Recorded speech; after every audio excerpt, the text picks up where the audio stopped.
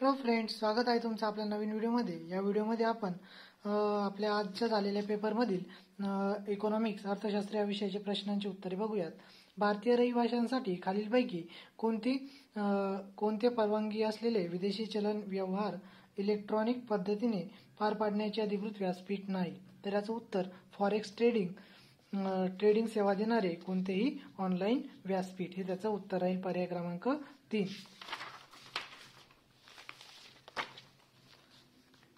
त्यानंतर बघा, भारतीय राष्ट्रीय कृषी सहकार विपणन संस्थेचे मुख्य उद्दिष्टे कोणते आहे?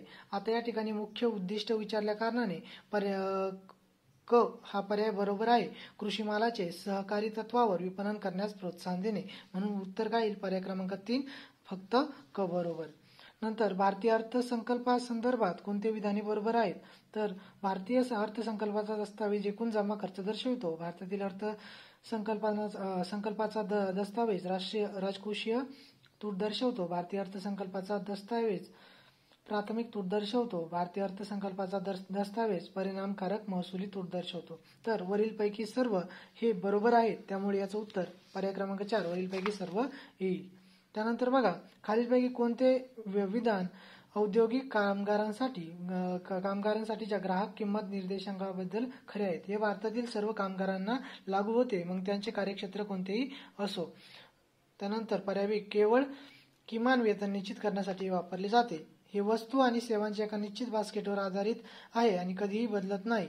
औद्योगिक कामगारांचे वाजवी वेतन मिळून त्यांचे जीवनमान चांगले राखण्यासाठी मदत करते। तर याचं उत्तर आपण पर्याय क्रमांक अ आणि ब दोन्ही खरे आहे, बरोबर आहे, हे उत्तर देत आहोत। त्यानंतर बघा, खालीलपैकी कोणते मध्यवर्ती बँकेच्या गुणात्मक पतनियंत्रणाचे साधन आहे? गुणात्मक नाही म्हणजे संख्यात्मक आहे, आणि संख्यात्मक साधन म्हणजे खुल्या बाजारातील व्यवहार। त्यानंतर बघा, खालीलपैकी कोणते विधान बरोबर आहे? भारतीय हस्तोद्योग विकास महामंडळाची स्थापना 1958 साली झाली, तर हे बरोबर आहे। त्यानंतर PM विश्वकर्मा कौशल्य सन्मान योजना ही केंद्र पुरस्कृत नाही, ही सेंट्रल सेक्टर स्कीम आहे, त्यामुळे फक्त पर्याय ऑप्शन क्रमांक 1 अ बरोबर ही त्याचं उत्तर आहे।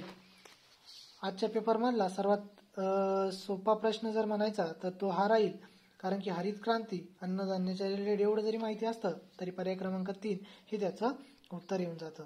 त्यानंतर बघा, भारतीय संविधानातील अनुच्छेद 112 मध्ये अर्थसंकल्पाची परिभाषा दिलेली, पर्याय क्रमांक 1 त्याचं उत्तर आहे।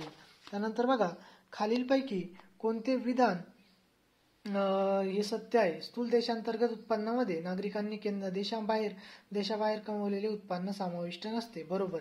याच्यामध्ये स्थूल GDP मध्ये नॅशनलचा काही संबंध नाही, त्यामुळे हे बरोबर आहे। त्यानंतर स्थूल देशांतर्गत उत्पन्नामध्ये नागरिकांनी देशाबाहेर कमवलेले उत्पन्न समाविष्ट असते, चूक, समाविष्ट नसते, म्हणजे याचं उत्तर येईल पर्याय क्रमांक 1 फक्त अ बरोबर। त्यानंतर टिंबटिंबमध्ये मानवी गरीब निर्देशांकाची जागा बहुआयामी दारिद्र्य निर्देशांकांनी घेतली, म्हणजे 2010 मध्ये घेतली होती, आणि मानव विकास अहवालामध्ये जारी करण्यात आलेले होते। त्यानंतर बघा, स्थूल राष्ट्रीय उत्पन्नामध्ये निव्वळ राष्ट्रीय उत्पन्नापेक्षा नेहमीच कमी असते, याचं उत्तर हे बरोबर आहे। त्यानंतर स्थूल राष्ट्रीय उत्पन्नात घसऱ्याचा समावेश असतो, तर निव्वळ राष्ट्रीय उत्पन्नात घसऱ्याचा समावेश नसतो, बरोबर आहे। नेटमध्ये घसऱ्याचा समावेश नसतो, तो वजा केलेला असतो, त्यामुळे अ आणि ब हे दोन्ही पर्याय बरोबर हे त्याचं उत्तर राहील। त्यानंतर बघा, भारताच्या 2023-24 अर्थसंकल्पामध्ये खालीलपैकी कोणती विधाने बरोबर आहेत? त्यानंतर याच्यामध्ये बघा, भरड धान्यास श्री अन्न म्हणतात हे म्हणून सन्मानित करण्यात आलेले आहे, ते बरोबर आहे। तर या ठिकाणी मला 20,000 असं वाचल्यासारखं होत आहे, आणि 1,000च्या जागी 3,500 कोटी तरतूद असं वाटतंय, त्यामुळे मला याचं उत्तर फक्त केवळ अ बरोबर हे वाटतंय। त्यानंतर बघा, भारतीय लोकसंख्येच्या अभ्यासात खालीलपैकी सतत बदलणारे 3 प्रमुख घटक कोणते आहेत?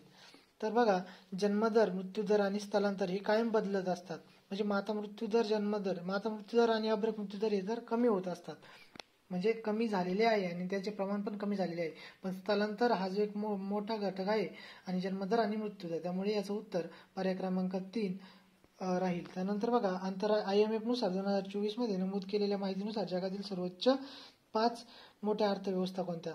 तर बघा, भारत 5 नंबरला आहे, आपल्याला 2024 मध्ये माहित होतं, तेवढा एकच पर्याय आहे, त्यामुळे अमेरिका, चीन, जर्मनी, जपान आणि भारत पर्याय क्रमांक 4 हे त्याचं बरोबर उत्तर राहील. विजय केळकर समितीचा अहवाल कशाशी संबंधित आहे? तर बघा, अप्रत्यक्ष करच्या रिलेटेड पण आहे आणि वित्तीय क्षेत्रातील सुधारणा आहे. याच्यापैकी जर सगळ्यात बरोबर जर म्हणायचं तर वित्तीय क्षेत्रातील सुधारणा हे त्याचं उत्तर राहील. अशा प्रकारे जो इकॉनॉमिक्सचा पेपर होता तो हा इझी टू मॉडरेट होता आणि जर तुमचे यामध्ये 11 ते 12 जर बरोबर येत असेल तर तुमचा एक चांगला स्कोर येऊ शकतो किंवा तुम्ही इकॉनॉमिक्सचे प्रश्न बरोबर ज्या प्रमाणात सोडवायला पाहिजे होते त्या प्रमाणात सोडवलेले आहेत.